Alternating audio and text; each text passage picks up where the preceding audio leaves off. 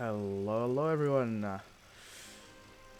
Today for another video of Metaphor Fantasio, there's one subject I thought it would be very interesting to make a video about because I haven't seen many people talk about, and I feel like when people are gonna start playing the game, this is gonna be one of the first things they're gonna wonder. It's a big choice you have to make in the early game. Well, a big choice. It's a choice. It's an important choice. I'm talking about the stat allocations of the main character. Now, for those who are watching this before having played the game, maybe you're waiting for the full game to release. When you level up, every character gets a stat boost. For example, in the first dungeon, you play these three characters, and when they level up, they get stat boost. Now, the big difference between the main character, the protagonist, and any other party member you're gonna get throughout your playthrough is that when the main character levels up, not every time I noticed, but maybe once every 2 levels, something like that, the game will ask you to allocate an extra stat point in the statistic of your choice. You have 5 choice. Those who've played any Persona / SMT game know the drill: strength, magic, endurance, agility, luck. Now, I'm not gonna go through exactly what each stat does, but very simple. Strength, physical damage; magic, magical damage; endurance is your defense stat, influence how much damage you take; agility influences many things, but main thing you wanna know about is the evasion stat.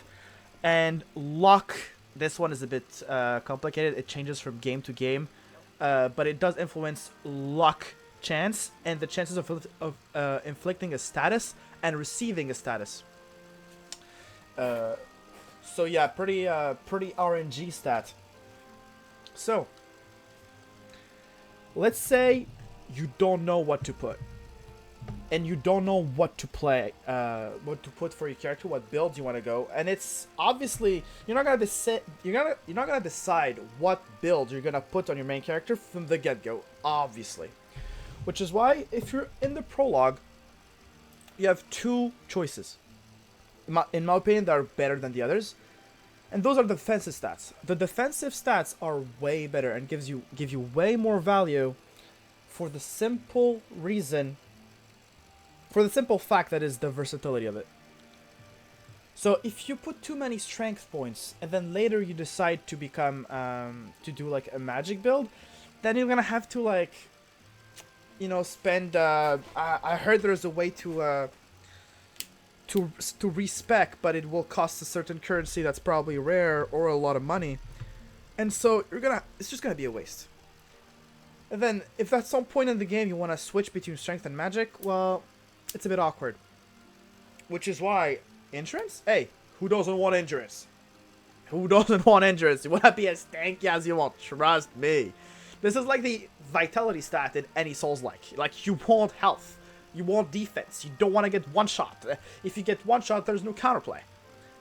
Now, one interesting thing to note is that mathematically, the agility stat is more worth the more you have of it.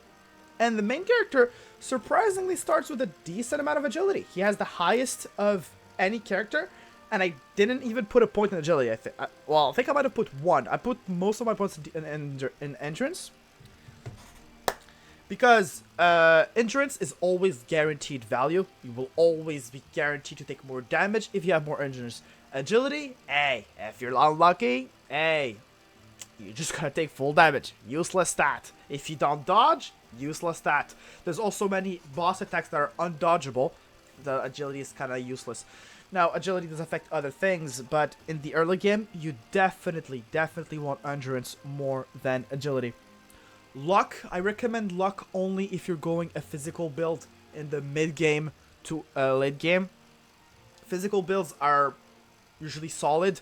Now, the weird thing about this game is that physical skills consume MP and not HP, which is a very big difference from the SMT and Persona games.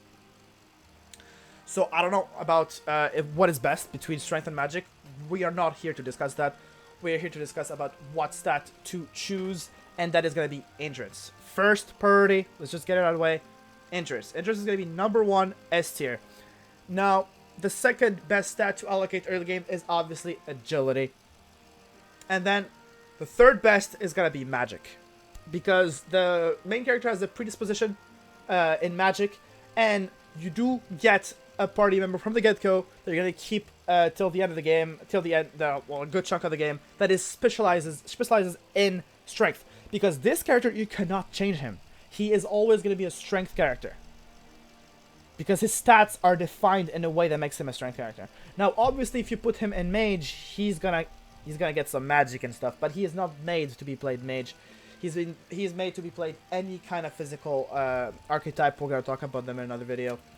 So if you already have someone that is spec'd for the physical side, hey, not too difficult, and not too difficult of a choice. I think it's pretty obvious that the magic stat in the main character is gonna be just a bit more valuable than strength, because you might get other magical users later in the game, and so you could play physical MC, obviously. But like I said, top 3 stats to allocate: endurance. Look, if you don't want to risk anything, hey, you can never go wrong with more endurance.